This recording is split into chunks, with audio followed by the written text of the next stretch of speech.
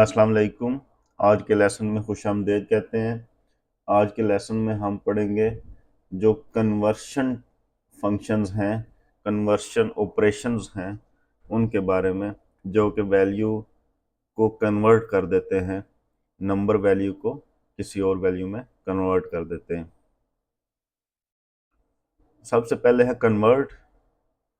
तो जो कन्वर्ट है, इसमें पहले हमने डेटा टाइप देना है, यानी कि कह लें कि हमारा एक रियल नंबर है तो उसको हमने इंटीजर में कन्वर्ट करना है। तो उसके लिए हम इनपुट में एक वेरिएबल देंगे और आउटपुट में एक वेरिएबल देंगे। तो जो इनपुट में वेरिएबल होगा या इनपुट में जो नंबर होगा वो रियल नंबर को हमारे इंटीजर में कन्वर्ट कर देगा इस फंक्शन के थ्रू। मैं अब वेरिएबल तो नहीं देता, डायरेक्ट नंबर एक लिख लेता हूँ 2.0। तो इस आउटपुट के लिए क्योंकि हमें वेरिएबल चाहिए तो मैं ये वेरिएबल जो पहले बना के रखा हुआ है इसको लगा देता हूँ। कन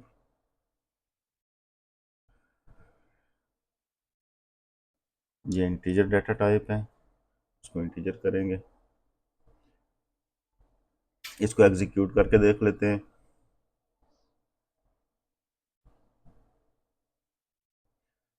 तो देखें, ये मैंने तो 2.0 लिखा, रियल डाटा टाइप है 2.0 जो है, तो इसको इंटीजर जो एक मुकम्मल नंबर है 2 में उसने कन्वर्ट कर दिया। तो कन्वर्ट जो है वो एक डाटा टाइप से दूसरे डाटा टाइप में कन्वर्ट करने के लिए इस्तेमाल होता है। आगे है जी राउंड। राउंड क्या काम करता है? राउंड जो है हमारे रियल नंबर को जो नेक्स्ट इंटीजर है उसमें कन्वर्ट कर देता है। यानी अगर 0.1 से लेकर 0.5 तक है तो जो उसके पहले नंबर होगा वो नंबर आउटपुट में दे देगा। अगर 0.5 से बड़ा है तो जो नेक्स्ट हाई इंटीजर है वो दे देगा। इसको 1 बाय 1 एग्जीक्यूट करके देख लेते हैं ताकि समझ आ जाए। इधर वेरिएबल लगाया, इधर मैं लिखता हूँ 5.4।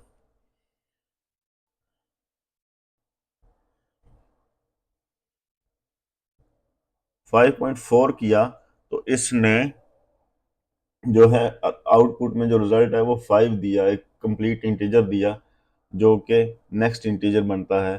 क्योंकि 5.5 तक जो होते हैं वो 0.5 तक जो है वो अपना जो पहला नंबर है वो नंबर देगा। अगर 0.5 से बढ़ जाएगा तो फिर वो जो नेक्स्ट इंटीजर होगा वो देगा। फर्ज माल मैं इधर कर देता हूँ 5.7। तो अब ये हमें 6 देगा, 5 नहीं देगा, रिजल्ट में 6 आएगा। अगर 0.5 से ज़्यादा नंबर है तो फिर नेक्स्ट इंटीजर आ जाएगा। अगर 0.5 से कम इंटीजर है तो जो इंटीजर 0.5 से कम जो नंबर डेसिमल नंबर है तो वो जो साथ इंटीजर दिया हुआ है 5 वो उसको आउटपुट में देगा।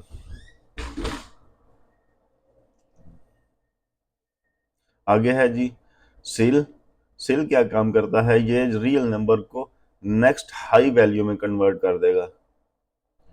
यानी अगर हम 5.2 भी लिखते हैं तो ये आउटपुट में हमें 6 ही देगा, क्योंकि जो नेक्स्ट हाई नंबर है 5 के बाद वो 6 है। तो ये हमें 5.2 पे भी 6 ही देगा। ये देखें जी 6। इन इन दोनों में फ़र्क समझने के लिए इधर भी मैं 5.2 लिखता हूँ, उधर भी 5.2 लिखा, तो इन दोनों में आपको फ़र्क नज़र आएगा। इधर 5.2 दिया तो उस रिजल्ट में 5 दिया है, इधर 5.2 दिया तो इसने रिजल्ट में 6 दिया। क्योंकि ये अगर डेसिमल के बाद कोई नंबर है 5.0 से बड़ा, 0.0 से बड़ा अगर कोई डेसिमल में नंबर है तो वो नेक्स्ट जो इंटीजर है वो आउटपुट में देगा। आगे जी है फ्लोर। तो फ्लोर कैसे काम करता है?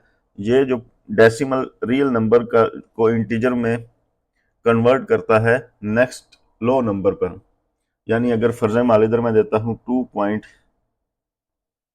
5.2 देता हूँ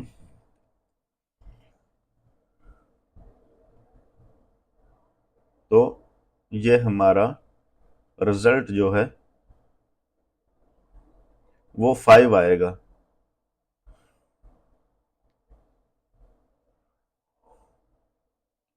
ये देखें जी, अब इधर 5.2 दिया है और इधर रिजल्ट 5 आया है, जो नेक्स्ट लो इंटीजर है वो इधर दे रहा है, यानी 0.2 को उसने खत्म कर दिया और 5 को इधर लगा दिया। उसके आगे है जी ट्रंकेट। ट्रंकेट कैसे काम करता है ये देख लेते हैं। ट्रंकेट जो है ये जस्ट जो डेस डेस सॉरी जो डेसिमल के बाद नंबर है उसको खत्म करके जो कंप्लीट इंटीजर है वो आउटपुट में देता है। इसको एग्जीक्यूट करके देख लेते हैं ये कैसे वर्क करता है। इधर मैं लिखता हूं 5.2, तो इधर मैं एक वेरिएबल लगाऊंगा, तो आप देखेंगे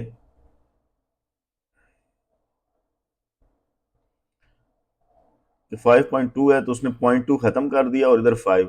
अब फ्लोर और ट्रुंकेट दोनों एक ही रिजल्ट दे रहे हैं, इनमें फर्क क्या है? इनमें फर्क देखने के लिए हम माइनस वाली वैल्यूज लगाएंगे तो हमें फर्क नजर आएगा कि दोनों में फर्क क्या है।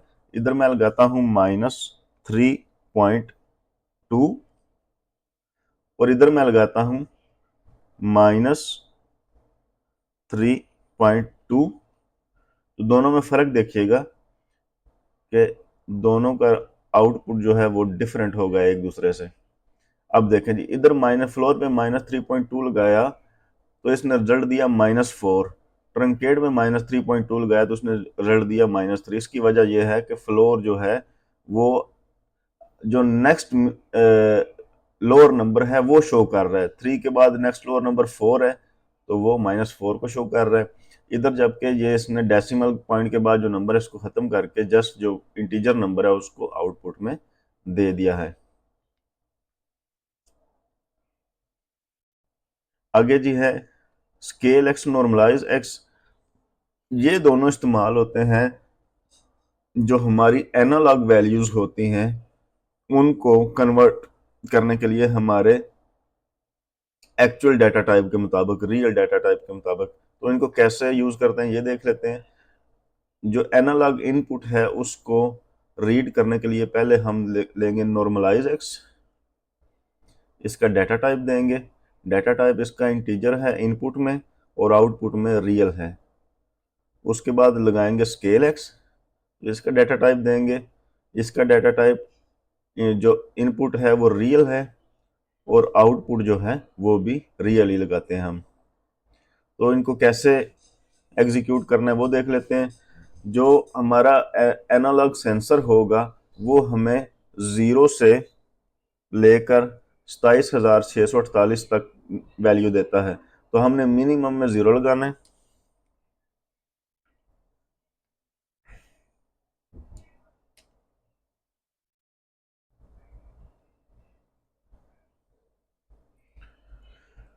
मैक्सिमम में हमने 27,648 लिखना है। वैल्यू में हमने एक वेरिएबल लगाना है, तो एक वेरिएबल लगा लेते हैं। वेरिएबल वैल्यू में हमने जो अपना सेंसर है, मैं तो वेरिएबल लगा रहा हूँ क्योंकि मैं ऑनलाइन सिमुलेशन इस्तेमाल कर रहा हूँ। वैल्यू में जो है हमारे सेंसर का जो एड्रेस है वो लिखना है हमने।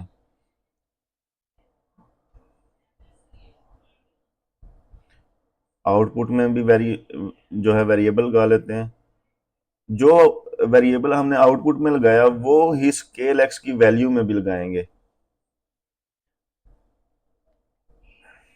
ये हम कह देते हैं जी 0.0 से 100% हमें रिजल्ट चाहिए। परसेंटेज मालूम करने के लिए हम बना रहे हैं, तो ये 0 से 100% कर देंगे। आउटपुट में वेरिएबल लगा लेंगे। तो अब हम देखते हैं इसको एग्जीक्यूट करके ये कैसे वर्क करता है।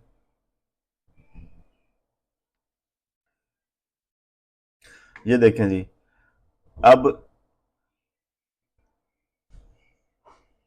नॉर्मलाइज एक्स में हमारी जो वैल्यू है वो है, वैल्यू की है 15,000।